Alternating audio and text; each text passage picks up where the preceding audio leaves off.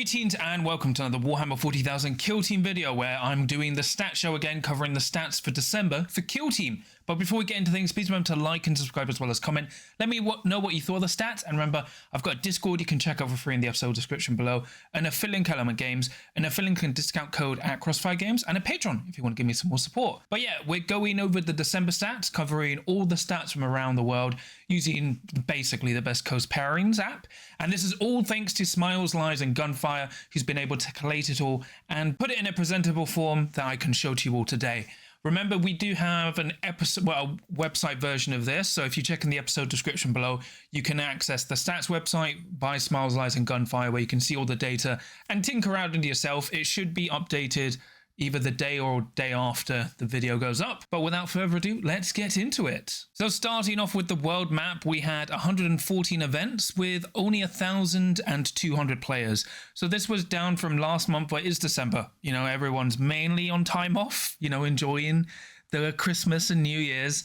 So it is a bit of a downturn. So Spain is now ranked number 1 for most players, with 362, then America with 349, then Poland with 126, and then Russia and UK on 74. And then as we go down, you can see a nice spread of countries. Looking at the win rate chart, with the stats, you can see for the month of December, so this is 4 or more round tournaments with 8 or more players, so no leagues, no online stuff. So, Void Dancer Troop with 124 games, 69% win rate, which is nice, you know, very, very good, very healthy. The team is only improving as time goes on, but there are strong suspicions that they will be addressed in the upcoming balanced data slate whenever that happens. Then we've got Warp Coven, 139 players, or 139 games, sorry, with a 64% win rate, so still doing consistently well. Exaction jump up to 64%, but they do only have 48 games, and this is kind of out of nowhere. So it's not like an indication they're broken, it's just all of a sudden a random monthly spike, which we do get from time to time. Then Inquisition with 94 games and a 60% win rate, pretty static there. Blades of Cain have jumped up, but they are only 31 games with a 60% win rate. Then we also have Wrecker Crew with 33 games and a 59% win rate. Hierotech Circle with nearly 200 games on a 58% win rate. And then Legionary with 230 games, the most popular, well, second most popular kill team, with 59% on their win rate. Then you have basically a decent healthy range. Angels of Death are now nearly at 50%, going with the most players, well, most games with 295 games.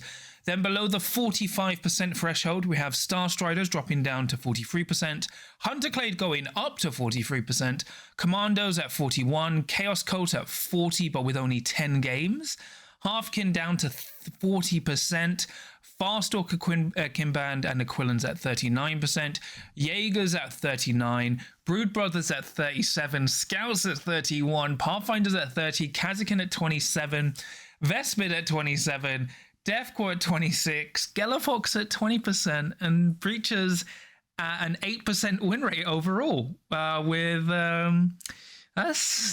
fine. That's totally okay. And as you can see in the chart, the spread, yeah, it doesn't look good, but it's kind of consistent. The only thing we've had changed from the last 2 months is that Blades of Cain and Wreckers, really, as well as Exaction Squad have come up, and now Void Dancers have taken the lead. Plague Marines have gone down a bit, going down to 51%, like middling around, while Rattling sit at a dead 50, but they only have 10 games as well. So I wouldn't really look too much into the Wreckers and Rattling results, considering that would have only been like a week or 2 weeks of data, so not much to go on there. But Breachers doing consistently bad, I think even worse than they did last month, and then Galapox dropping down. We have way more teams underperforming, and I think that weren't performing badly in the Prime month, and I think it's just kind of due to the meta solidifying itself into a horrible state. But this meta isn't going to last much longer, we hope. Then we go into the podium data. So this is the chart showing all the podiums. So you've got how many factions had at least 3 wins with 1 loss or better. So they could have had 5 wins and a loss. How many times a faction podiumed? So remember, that's podiuming, like getting first, second, third. A gold is how many times they've won. Picked is how popular they are. So looking at the chart, you can see despite Legionaries like good win rate. They have won the most events, winning 10 events, podiuming 19 times, and have the highest ratio of 3-1, which has not really changed ever. Warp Coven won 9 events with 11 podiums. Plague Marines, despite their middling win rate, won 7 events and podiumed 13 times. Hierotek won 6 events, podiuming 11. Mandrakes won 4 events. Angels of Death, despite their 48% win rate, continually won 3 events and podiumed 12 times. Void Dancer Troop won 3 events and podiumed 9 times, which is actually more of a trend, beating the trend they had previously, because before, when they were doing really well, they weren't winning many events, and they are still, no, they're actually now winning a decent number of events and podium very well. Felgor won 3 events along with Hand of the Archon. Phobos, Exaction Squad, and Wreckers all won 2 events each. Then Nemesis Claw, Inquisition, Blades of Cain, Halfkin, Aquilans, Brood Brothers, Novitiates, and Jaegers all won 1 event, with everyone else kind of just petering out as it went on. Now we go into GT Plus. So GT Plus is for events with 4 or more rounds and 16 or more players. So this is more competitive look at the game. And there are less factions because people aren't picking as many factions. We do have nearly 40 factions, so it's kind of to be expected. Rattlings are at 75% with 4 games because they won 3 games and lost 1 game. So Rattlings won the meta. It's over. It's done. We're finished. Blades of Cain with 12 games have a 67% win rate. Void Dancers go down to 58 games, but there were less GT Plus events overall, but they're sitting at 66%. Inquisition are at 66, Warp Coven at 62, Novitiates at 60, Plague Marines at 60, Mandrakes at 59, Hunterclade go up to 57, with Wreckers just at 55. Legionary actually go down to 54%, so not doing as well when it comes to longer format events. And then for underperforming teams, we have Hand of the Archon just sitting at 45, then we have Wormblade just sitting at 45, Brood Brothers, they go up a bit to 41%, Commandos at 39, Starstriders at 39, Halfkin at 36, Jaegers down to 33, Scouts at 29, Exaction at 25%, Kazakin at 25%, Farstalkers down to 23%, and then Vespid and Deathcore with 0% win rate with 8 and 6 games respectively, which is, yeah, it's rough.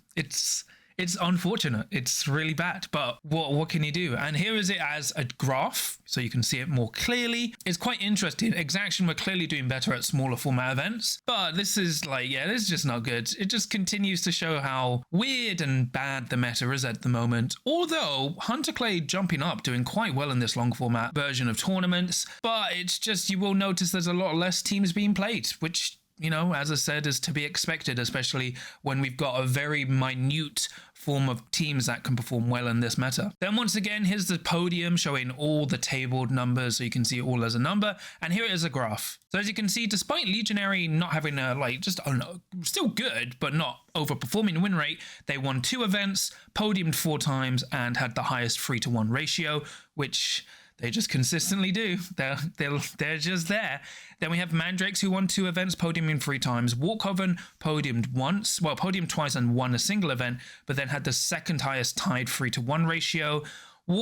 Plague Marines won an event, Inquisition won an event, and then everyone else didn't really win. As I said, we only really had 5 GT Plus events this month, so not as much, but still copying previous trends. Then we go into GT Long. So once again, GT Long is for events with 6 or more rounds and 16 or more players. So it's for the large super majors effectively. This is where you're going to have the least amount of factions, so you're going to have more factions drop off, and you're going to get some more swingy results because there's only 2 GT Long events.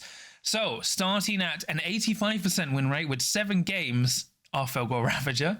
Inquisition with 19 games at 68%, Hand of the Archon at 64%, Legionary at 64% as well, Warp Coven at 61, Void Dancers at 61, Mandrakes at 59, Novitiates go up to 57, Hunterclade stayed the same at 57, and Hierotek are 56.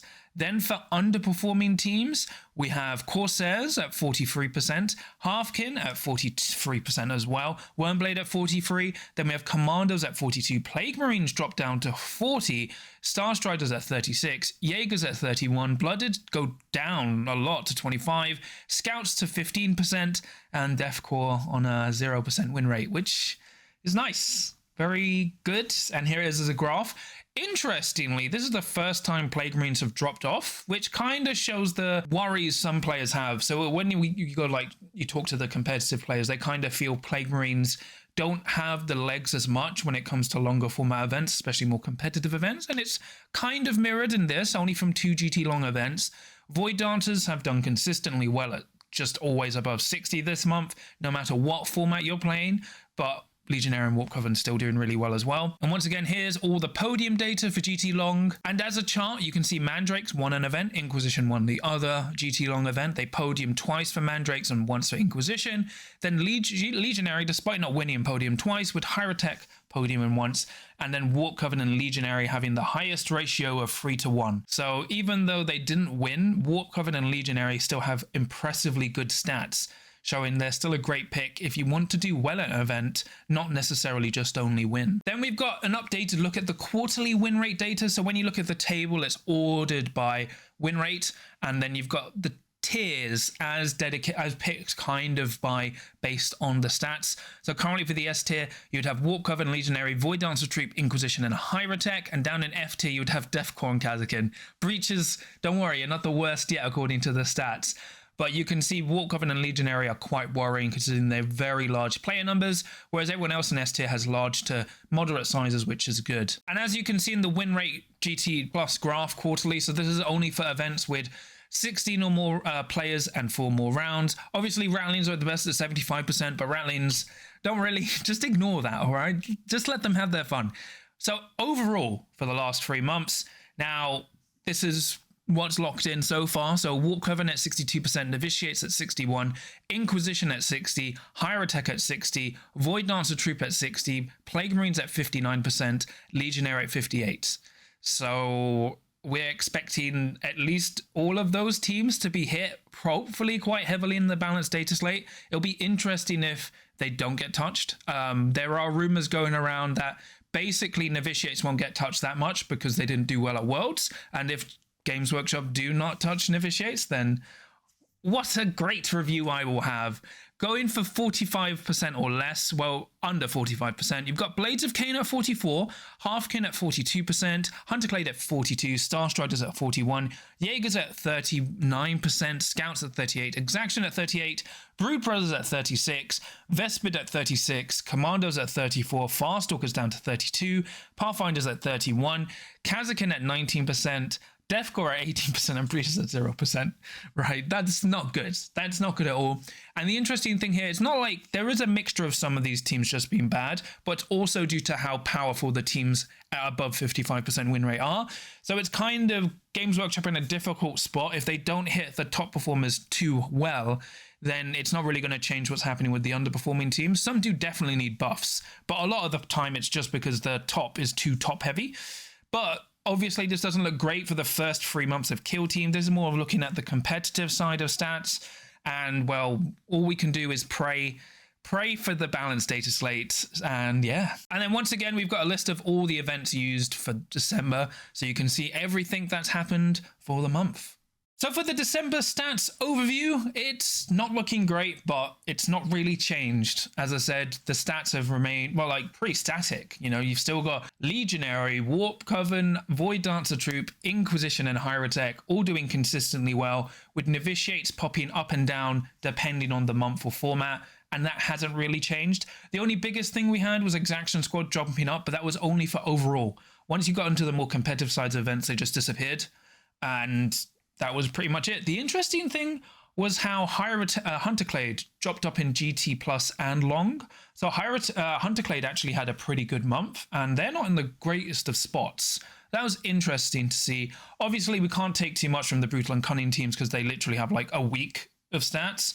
And obviously, overall, this month wasn't that well populated in terms of players and events, but it is December. Right. And, you know, you can't rule out the fact people are getting fatigued with the meta because they're just getting tired of playing, like seeing what teams are currently just doing really well. But we did have an event with nearly 64 players in the UK, and there was still lots of events around as well as, like, I think the West Coast Championship, which was nearly 40 players and like 7 rounds. So, you know, there's still events happening, and it should pick up in January because we've got LVO and a lot of tournaments to come.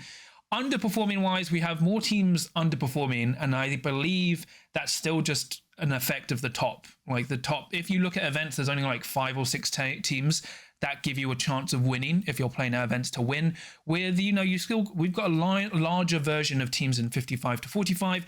Angels of Death had a really good month. Their win rate is actually starting to stabilize, and they still did well from the winning side of winning events. So they're kind of consistently doing well. What's bringing them down is their larger player base, just more of like newer players because they are the starter team. Plague Marines also didn't really do that well in GT Long, so they kind of underperformed a bit at the top end of events. But all we can do is kind of wait for the balanced data slate. I was hoping it would be the end of December. Now I'm hoping it's like this week or next week. Ideally early next week, because there's a big Warhammer World Tournament on the Saturday and Sunday next week. And then the week after that, you've got LVO. So we really need that balanced data slate to shake things up. But it's interesting how the stats have stabilized. And interestingly enough, Void Dancer Troop had their best month. They've always been performing quite well. It's definitely picked up after people saw how well they did at Worlds.